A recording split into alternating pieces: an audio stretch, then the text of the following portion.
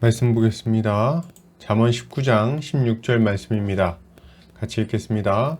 계명을 지키는 자는 자기의 영혼을 지키거니와 자기의 행실을 삼가지 아니하는 자는 죽으리라. 아멘.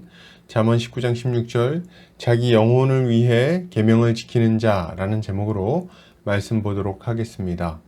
신자는 하나님의 계명을 지키기 위해 애쓰는 자입니다.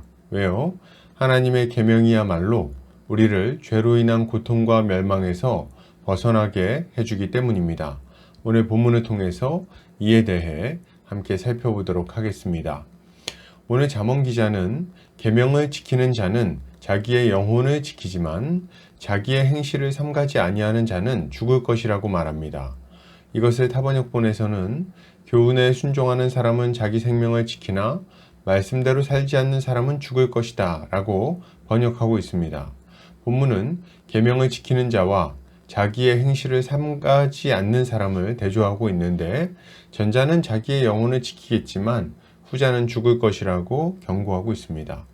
이것은 하나님의 백성들이 자기 자신을 쳐서 복종시키므로 하나님의 거룩한 계명에 순종하며 살아야 한다는 것을 교훈하고 있는 것입니다. 먼저 계명을 지키는 자는 자기의 영혼을 지킨다고 말합니다. 여기서 지킨다는 표현은 샤마르라는 단어가 사용되었는데 이 단어는 지키다, 돌보다, 보호하다 등의 의미를 가지고 있습니다.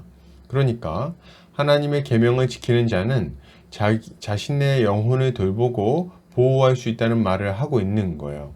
그러면 하나님의 계명을 지키는 것이 왜 자기의 영혼을 돌보고 보호하는 걸까요? 그 이유는 분명합니다. 하나님의 계명은 하나님이 태초부터 정하신 창조 원리에 따라 살아가는 것을 명하고 있기 때문에 그렇습니다. 이것을 다른 말로는 순리라고 할 수 있겠죠.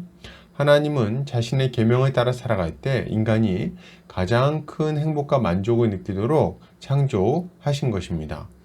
인간은 아담의 타락 이후에 하나님의 법을 거스르며 죄 가운데 고통받는 삶을 살아가게 되었습니다.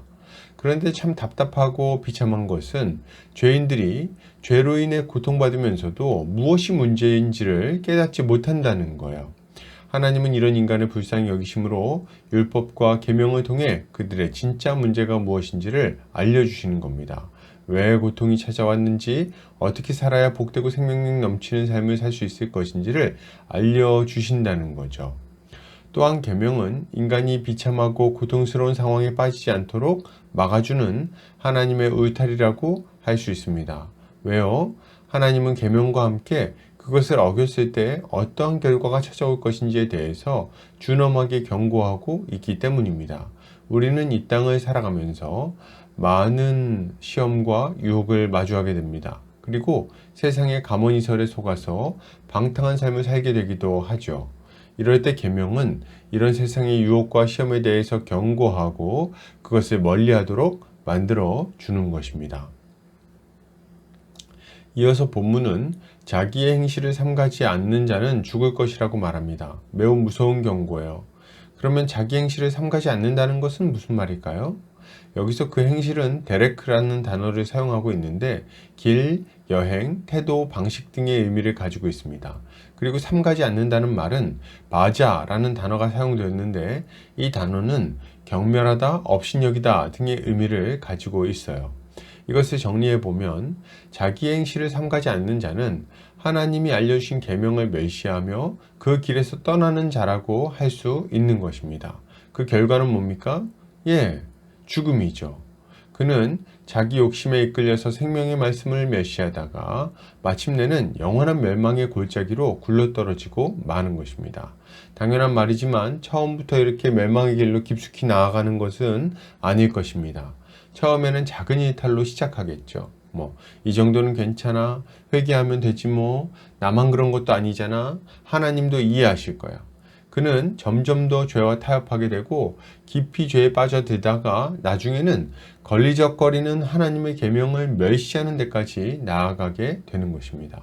여러분, 이것을 우리는 두렵게 생각해야 됩니다. 그 결과가 죽음이기 때문이에요. 그러므로 여러분, 신자는 어떠한 모습을 가져야 되겠습니까? 우리는 하나님의 말씀을 주야로 묵상하며 우리의 삶을 점검해야 하겠습니다.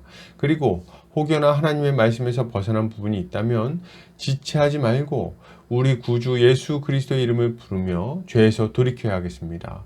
그러면 예수 그리스도는 그 십자가 보혈의 능력으로 우리의 죄를 깨끗하게 씻어 주실 거예요. 그리고 죄에 임박이는 일이 없도록 계속해서 우리는 자신을 쳐서 복종시키는 거룩의 길을 걸어가야 하겠습니다. 여러분, 처음이니까 괜찮다고요? 사람들도 다 그렇게 한다고요? 거룩하신 하나님의 위엄을 마주하는 날에도 그렇게 말할 수 있겠습니까? 우리는 하나님을 두려워하는 마음으로 우리의 죄성을 제어해야 하는 거예요. 그리고 하나님의 은혜와 능력을 구해야 합니다. 이렇게 할 때 우리는 죽음의 길에서 벗어나 안전한 주의 울타리 안에서 복을 누리며 살아갈 수 있을 것입니다. 결론을 드립니다. 여러분, 하나님의 말씀을 주야로 묵상합시다. 죄로 기울어지는 우리의 악한 정욕을 쳐서 복종시킵시다.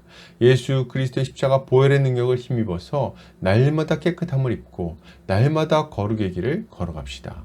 이렇게 할 때 우리의 인생은 주님이 주시는 좋은 것으로 안전하고 복된 모습이 될 것입니다.